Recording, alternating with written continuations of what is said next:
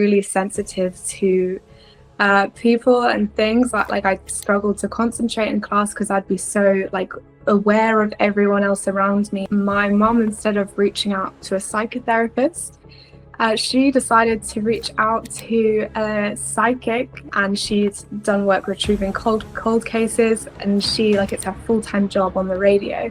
She said, you have a gift, and if you want to be able to tap into your psychic abilities, you need to learn how to meditate. Developed a meditation practice. I kept to it every day, and I started having these crazy intuitive experiences. I would have visions that would come true. This seemed to be a common experience for meditators, and spirituality seems to be like where all this information, all this experience is, and it can't be explained, and it's phenomena. See, at 12 years old, that was when like the twitching was at its peak, and I started taking medication. And so when I took the medication, it suppressed my brain. So all the stuff I was trying to work out, AKA, I was being fed all this information at such an early age. I didn't know what to do with it. And so I'd spend my whole life thinking, and it would make me twitch because you're just creating so much charge in your brain and body and tension that you don't know what to do with it. So the medication would slow the brain down, and then I wouldn't quite work out what I was trying to think about. I'd wake up the next day and the whole thing would start again, but there'll be more thoughts. So I learned the secret, and then I came off the medication and then meditated non-stop for 3 weeks. So literally it was just every single time a thought came in, I didn't think about it, versus the previous 10 years of thinking about every single thought for 15, 20, an hour, 2 hours. You know, when you walk into a room and just how you feel changes, and then from that feeling you get like ideas. Meditation is so important because you need to be able to really tune into your emotions and kind of put labels to hyper specific emotions. Like, emotions are very, very like, they have a lot of deep information in them. They're very specific. Like, if I say a word, it triggers an emotion. Who we are as people are like emotional signatures, really unique. Just quickly, I just want to say a massive thank you to everyone who still listens to the podcast. I started 4 years ago, and since then I've had over 1 million downloads. I get 5,000 downloads per month, and I've had over 200 different guests. So a massive thank you to everyone who still listens. If you could please do me a favour, if you could rate and review the podcast, that would be amazing, because it helps get the podcast out to new, conscious people like yourself. And my goal is to awaken as many people around the world. You can also follow me on Instagram. It's YesKingOliver, should you wish to see what I get up to on my day-to-day moments. Back to the episode. So I'm somebody who hates planning anything. I really trust the universe will always put me in the places where I'm supposed to be. And I recently have just moved out of my flat, and I'm living in my van, and my parents said to me, where am I going? And I said, I don't know, I'm just going to drive. And I got this download to go to Brighton. Haven't been to Brighton before. And I followed the intuition, ended up in Brighton, and I'm just going about my day. And someone from Big Brother, who won Big Brother 15 years ago, who had Tourette's, called Pete Bennett, was just posting a video by the pier. And I messaged him and I said, hey, I had Tourette's, I healed it, I can heal yours. So he messaged me, and then we ended up meeting up, and I ended up healing his Tourette's for 20 minutes by taking him through a guided meditation and breath work. And that is something that I want to do, is I want to heal people's mental health through the likes of breath work and meditation that I've done with me. And as a result of doing that, that has now unlocked a door for me. It has now allowed me to access his followers who have Tourette's, and I can now heal those people with Tourette's. And that would never have happened if I hadn't have trusted my intuition and followed the path to Brighton. But more importantly, if I'd written a plan, like my parents said, I would never have ended up here. And the power of just being in the present moment, being in the unknown, and trusting that wherever you're supposed to be in terms of the future, the path will unfold along the way, and having 100% certainty in that. Wow. Yeah, no, amazing. No, I honestly do think that intuition is something that is so undervalued, especially today. And I think it is so important, like, in order to follow the path that is truly meant for you, it's really important that we are in tune with our emotions, and we can pick up on those very subtle cues, even if we can't explain them. So yeah, no, that is amazing. So I was at a few festivals before, and Brighton kept coming up. So I was asking like people, you know, where you're from? People said wherever, but 3 people said Brighton. And I know when something comes up 3 times, it's time to watch out. And I didn't know what that meant. It was just, okay, Brighton, something to do with Brighton. So it may have meant that that's why I ended up here, because actually he was putting out thoughts of the universe saying, I need to heal my Tourette's. I want to find a hill. I can't go on with this. It's driving me crazy. And obviously I'm picking up those frequencies of, I want to help people with Tourette's. And so the universe is like using people as messengers along the way. So I'm asking them like, where do you live, for another reason, but I'm getting the download of Brighton 3 times. So it's in my mind. And then I end up being here. And yeah, like we're guided by an unknown force anyway. And like animals, when they migrate, they don't know where they're going. They just trust their intuition, and they always end up where they're supposed to be. And human beings have the same ability. It's just we've got to fine tune that ability, and we'll all, like, life would be completely different for everyone if we just trusted our intuition rather than trying to plan and map everything. No, it's so true. Like I feel because I we are usually like really blocked off, and we all have our ideas of what we think things should look like or shouldn't look like. And a lot of people like following that path because it's like more secure, I suppose. But I mean, it's not always going to lead to like happiness, and things don't always work out the way that we think they're going to work out. Like the nature of the universe is fluid. Like you said, like it's good to go with the flow. It's good to tune in and act on things even if you can't like if it feels right, and even if you can't put a label to the reason, it's good to explore and play with that and follow your intuition, definitely. And it works in ways that go beyond our regular comprehension as well. I think it's something, because it's something that's so subjectively experienced, like for example, you can't exactly like scalpel the like dreams, how we experience dreams. It's all in how we experience things, you know, how we feel about things. And I think that's why the sciences, it's taken such a long time for the sciences to catch up, because you need someone with that level of intuitive to be open up intuitively within themselves to even be able to put labels to that kind of experience. And a lot of people are very blocked off, and this is why I like Jungian psychology, because I think Jung was someone, I mean, he meditated often,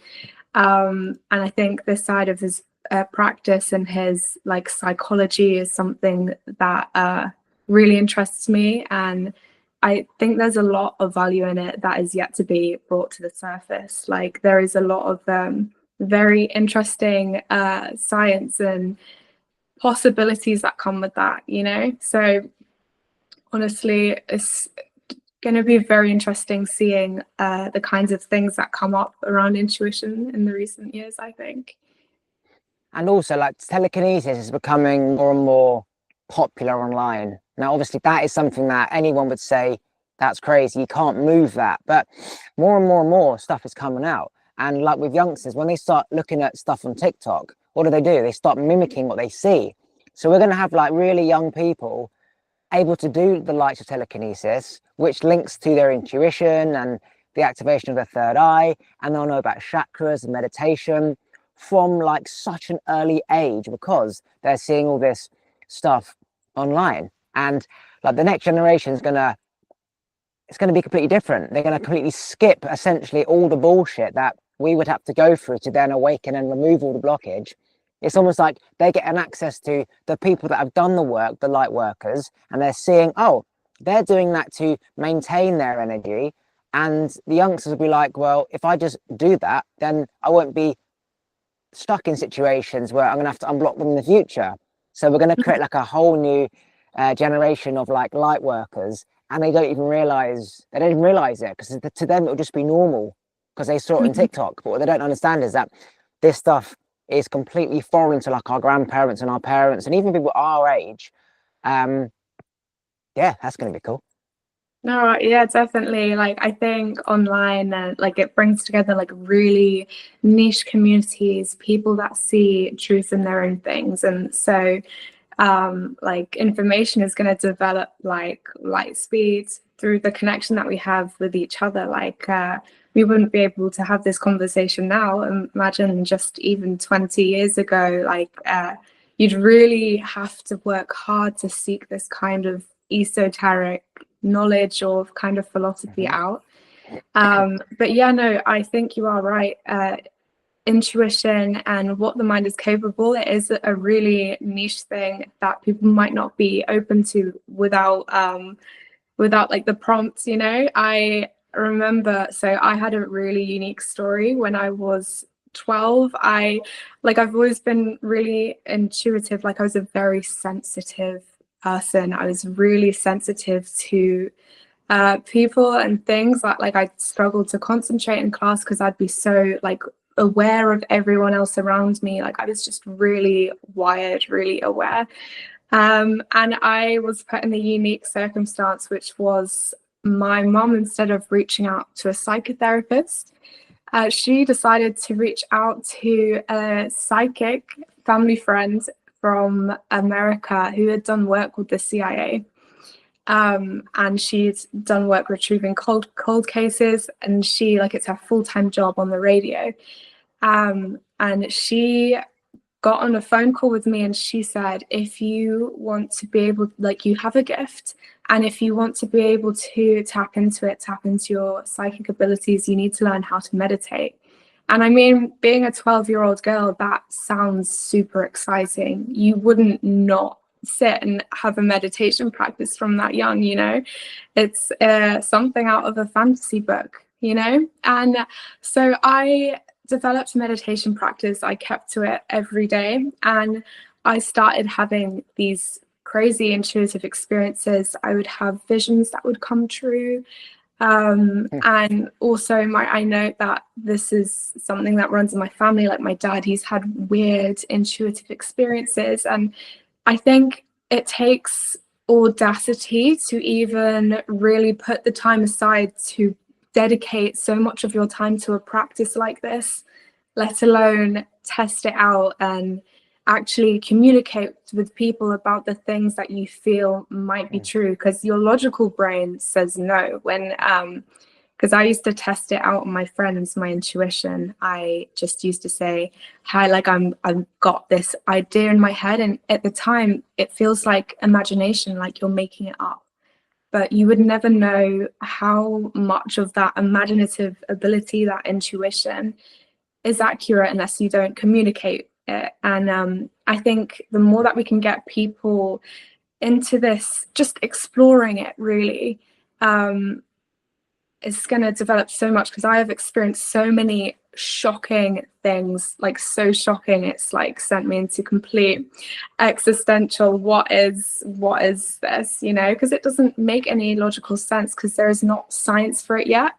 And I mean, that's what drew me to spirituality, because I just found it so interesting that this seemed to be a common experience for meditators, and spirituality seems to be like where all this information, all this experience is, and it can't be explained, and it's phenomena. But I think that with time, this wisdom, this deep wisdom and truth from spiritual practices will be brought to the surface through the sciences. Give me an example of one of those situations where you're like, you know, like with your friends or whatever. Give me some examples of where you're like, this can't be explained in terms of science. Okay, so there are a few, and The best one. Honestly, the best one, I actually get quite shy when it comes to speaking about them, because they are so crazy. I think I believe them already. People, you know, like, they might not believe me because it is that crazy, but I think the craziest, nothing would shock me.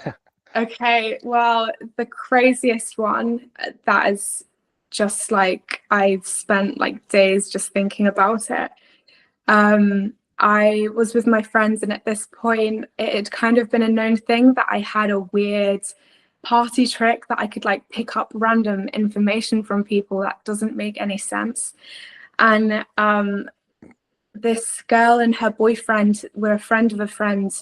My friend invited them to join us, and I didn't really know either of them that well. And just the thing that I had, it came up in discussion, and she wanted to see what I could pick up from her.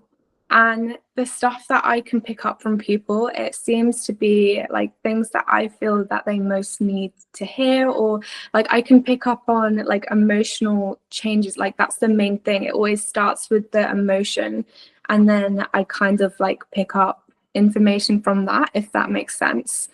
So like if something's weighing emotionally on someone, I'd be able to pick that up easier, if that makes sense. And I just got like these ideas in my head, and I kept getting like a vision of like someone falling out, and I just like it just like clicked in my head, and I thought it was like a sensitive topic. So I took her to the side because I didn't really feel right talking about it in front of all of these people. And it's so nerve-wracking every time, because if you get it wrong, they're just like these are big crazy assumptions that are coming out of my mouth. If I get it wrong, it's really, really bad, but I just like bit the bullet every time. And I said, is there any chance your aunt had a falling out with your mother over drugs? Does your aunt have black hair up to here and a butterfly tattoo on her back, on her lower back here? And she started crying, and she was like nodding, and I gave her a hug. And I was just reassuring her, like, it's going to be okay. Like, don't worry about it, because it feels bad. Like, you can't just say these things without, giving them some kind of guidance. It feels even worse. But I think that is the craziest thing, like the most specific, undescribable thing that I've ever picked up. And we went back to where we were sitting, and her boyfriend was like, did she get it? And she was like, yeah, she got it. So do you find that the secret ingredient is the invitation? So somebody needs to ask, what are you picking up? And therefore they're opening their energy field for you to pick it up. Or can you literally just go up to somebody and be like, by the way, your auntie mum fell out over drugs and you've got black hair? Have you noticed there's a pattern between when it works and when it doesn't, like when you try versus when someone asks you to? I think it's good when people are open, because they're more like if they are genuinely curious and they're open, like their energy is open, I can kind of pick things up easier. But when people are really like closed off, like they're like kind of like mentally resistant, like they're putting up mental blocks, I find like I struggle more there as well. But I mean, it's hard to describe. It's like because sometimes I can focus on someone and pick up types of information. Sometimes it comes up really randomly, and the information is really random as well. But yeah, I think you can put someone at the center, so you can like focus in on something and just see what comes up. But I think it's hard to get like very specific information for things. Like that's like more difficult to do. Yeah. So do you find that it's like a feeling and then that relates to like a language, or do you hear like a voice in your head saying her mother and her sister have fallen out because of drugs? And then how do you decipher between that and then what other stuff comes in your head and what to say and what's right or not? You know what I mean? Okay, so it's a very deep felt feeling. When you walk into a room and just how you feel changes. And then from that feeling, you get like ideas that like the feeling comes first. And then it's like, oh, I don't know about this. This looks dodgy. That person that like you, the feeling comes first, and then the thoughts come second. So all of our thoughts, all of our ideas, all of the visions, it's all rooted in the feeling. And it's this feeling, it's this emotion where intuitive information arises from, which is why meditation is so important, because you need to be able to really tune into your emotions and to kind of put labels to hyper specific emotions. Like emotions are very, very like they have a lot of deep information in them. They're very specific. Like if I say a word, it makes you feel a very specific emotion that you can't like it triggers an emotion, you know. Who we are as people are like emotional signatures, really unique. It's a feeling. Who we are is a feeling. So yeah, it always starts as an emotion, and then I focus on that emotion, and here is where I get like other kinds of information, like whether that be language, sentences, ideas that come up, or just symbols and visions and things like that. Like a vision of a butterfly and a person with black short hair, basically. Yeah, no, exactly. Yeah.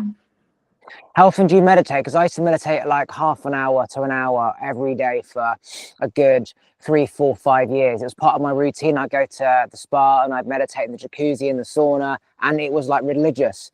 And my intuition was so strong, I could pick up on things, I could manifest so quickly. And then I moved out and my routine went to shit. And ironically, because when I moved out, my energy was so high because I wasn't in my parents' house anymore, I was manifesting even more. But now what you're saying makes me realize how much more I could manifest and how more in tune I'll be and how stronger my intuition will be if I start to meditate again. Because if I'm already in a very high frequency, meditating is just going to take me to another world, and the like amazing stuff will happen up there.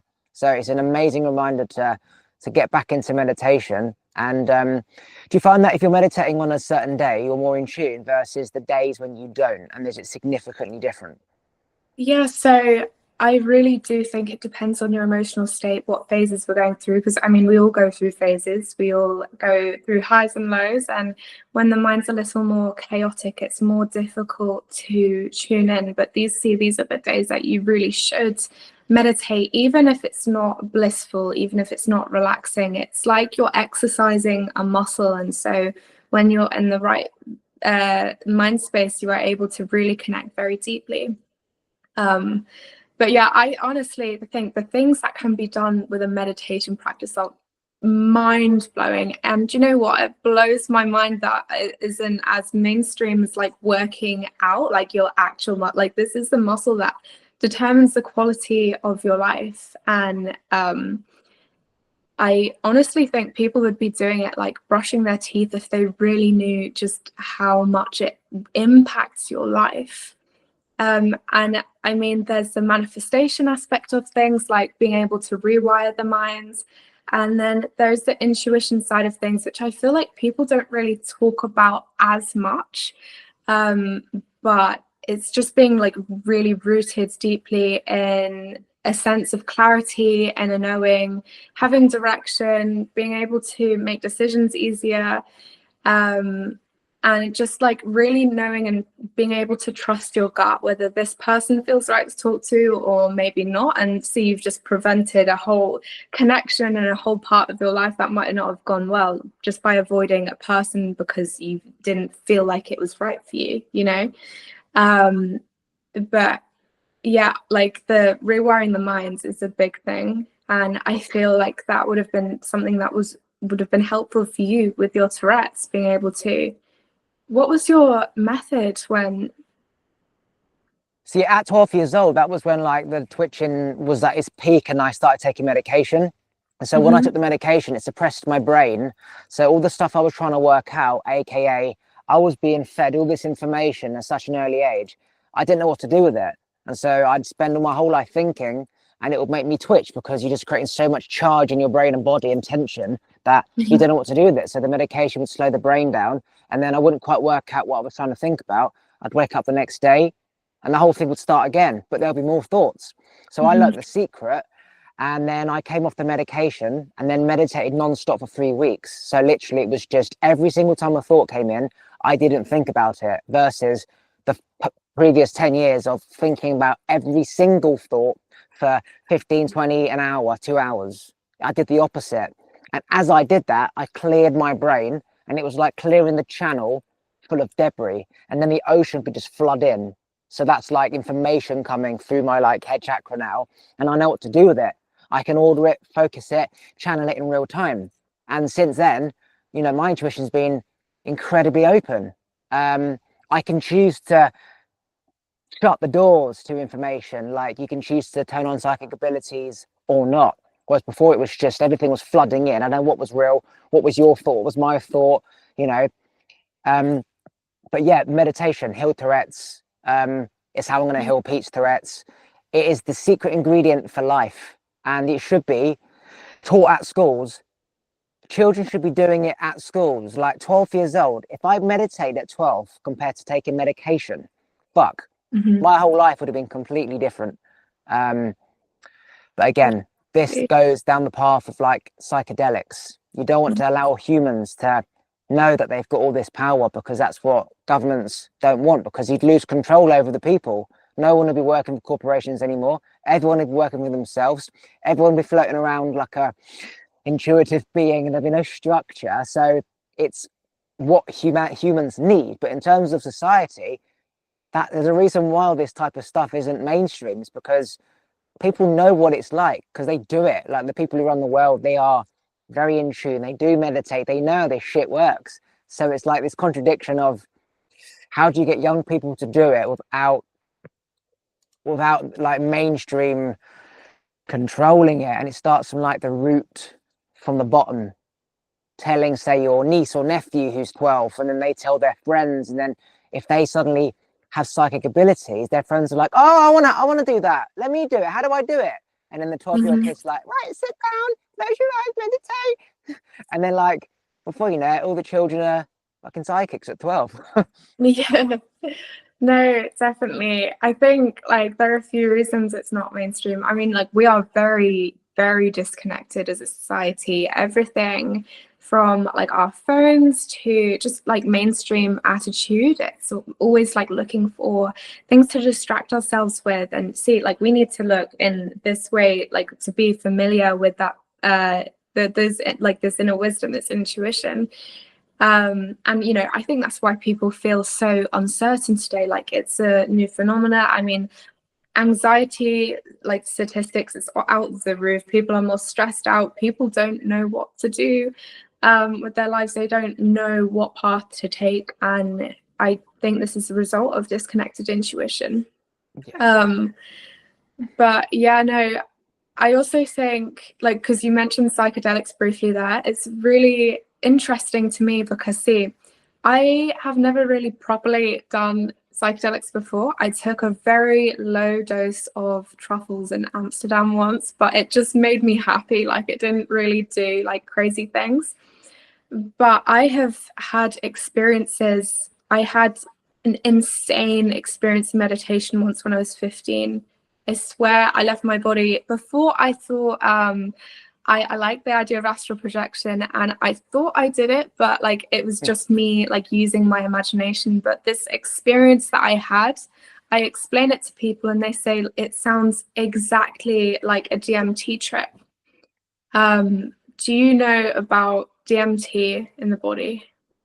I am yet to do DMT, but so I can't really answer that. But I know that your pineal gland secretes certain DMT crystals once you activate it through breath work, squeezing the perineum, or meditation. I can't say I've actually got to that state. Once I do DMT, I'll be able to recognize when I get to that state naturally. Yes. Okay. I've never done DMT before, but I'm so convinced I had an experience through meditation, because just it was like an outer body experience. It was really intense. It was really intense.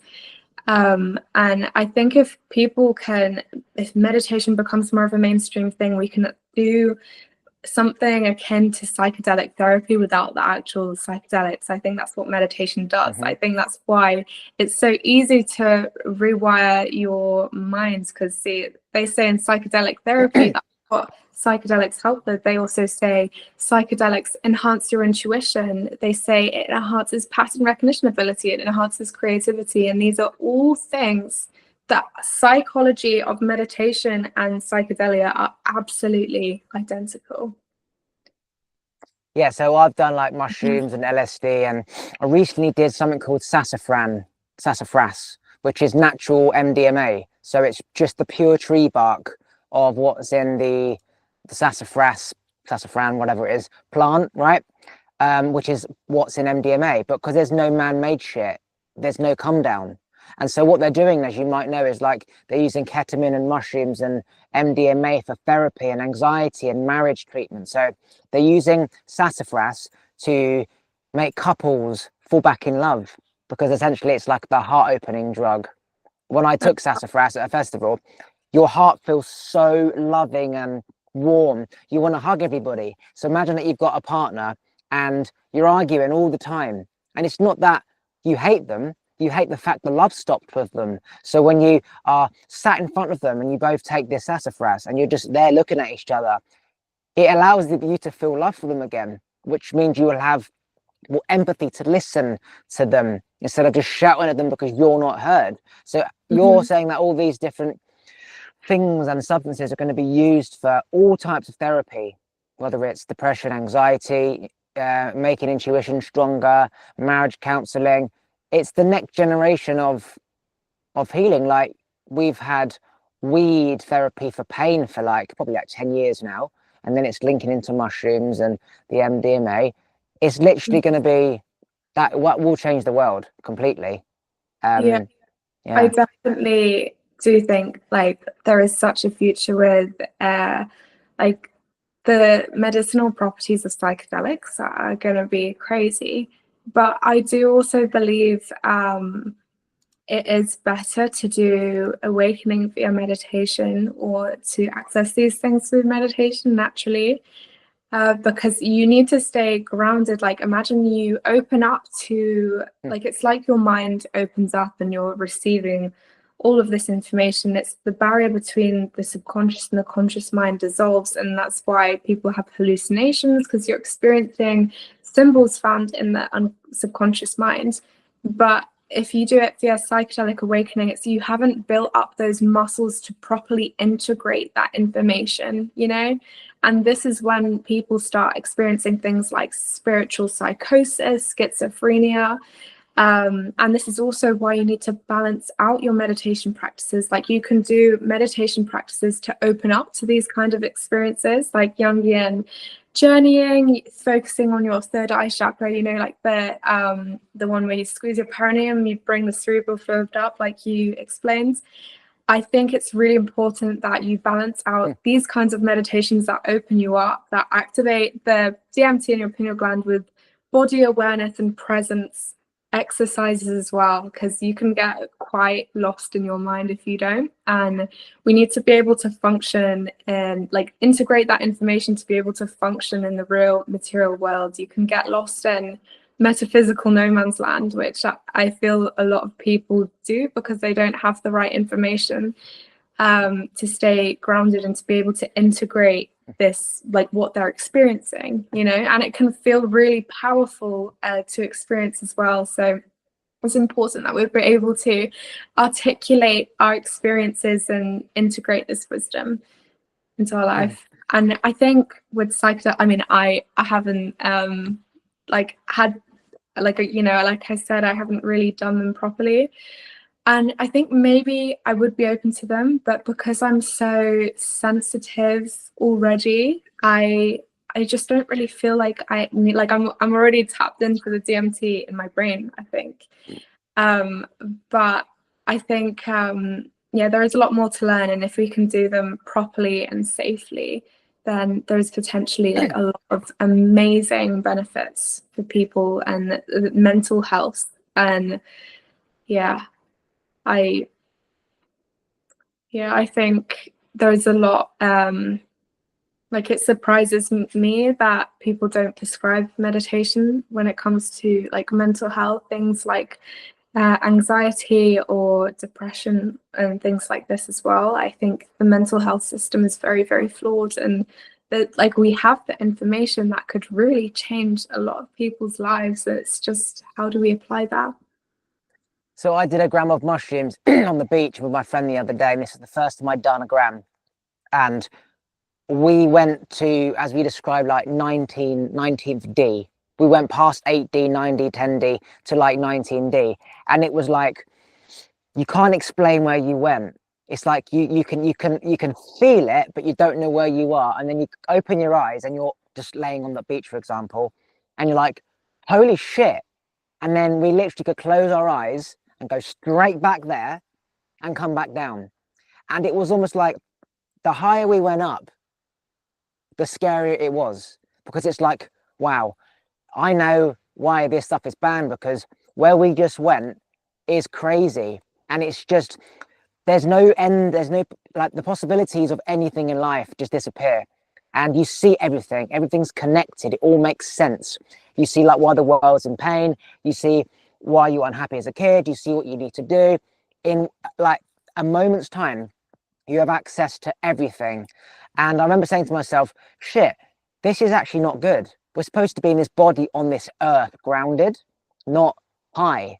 And unless you know how to integrate afterwards, it can be very scary, because we had access to all this information, and the next day we were walking around like, I can't believe where we just went. Like, what the fuck just happened? Like, and we were processing it for ages. And then when you talk about the meditation, how you can go there, but then you come back down to earth immediately because you're already grounded, it's very different compared to using a substance to get you there, and then not having the ability to ground, or going so high that you don't have any information to understand where you went, why you went there, how do you go back, because you left your body. Whereas when you're in the meditation body, you're already in your body. You're just, yeah. So I get that completely. I think my favorite analogy for this kind of experience is, because I mean, knowledge has different dimensions, and let's say like we get a dog, and what's like a human concept that we can understand but maybe a dog cannot, like politics or something, you know, like something big like that. Imagine if a dog suddenly, with its dog brain and its dog thoughts, if it just understood and it got perspective really quickly, it would spend the rest of its life staring at a blank wall, just trying to process it, you know. Because I mean, it's like when you get perspective really quickly, it's like our mind, it kind of needs, I suppose it recalibrates, is that the right word? You know, it takes like ripples to properly like understand and to, like, soak in the information properly. Like if there's something like a big shift that happens very deep within you, you all the outer more layers of your mind, like everything needs to catch up, and it's best that, and when you do something like psychedelics, it's like it's a very big shift very quickly, and the rest of your mind is in like chaos, trying to make sense out of it, trying to see meaning in it, because you feel meaning in it, because it's a very deep shift that's happened. But with something like meditation, you have time and you are able to really like understand. It's slower, like the process is slower and it's more boring, but it gets you to the same place. And mentally, like I think it's a healthier option in that sense. But I mean, I'm not denying the value in psychedelic experience. I couldn't. Okay, if you had one day left to live, what is the one thing that you would tell the rest of the world? Oh my God, that's a big question.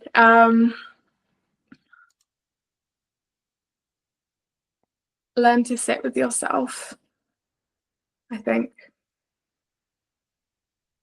Okay, is that it? Yeah. Okay, and anything you want to promote or plug before we finish?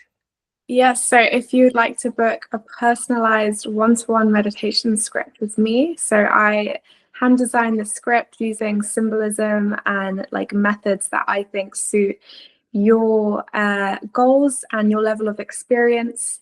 You can book a session with me at perceptiveperspective.net, or you can reach out to me on Instagram at Misia Welters, or I also have more informational videos on my YouTube, same handle, Misia Welters. And Yeah, there's loads of information, lots of blogs, loads of information on this kind of topic, if you're interested in that. Thanks for listening. If you like this episode, please remember to subscribe, turn the bell notifications on, like the episode, and comment below. And if you want to follow me on Instagram, it's YesKingOliver. Take a look at the other videos to your side. And if you just want to listen to this podcast, you can do so on Apple and Spotify and most other platforms by going to talkwitholiver.com.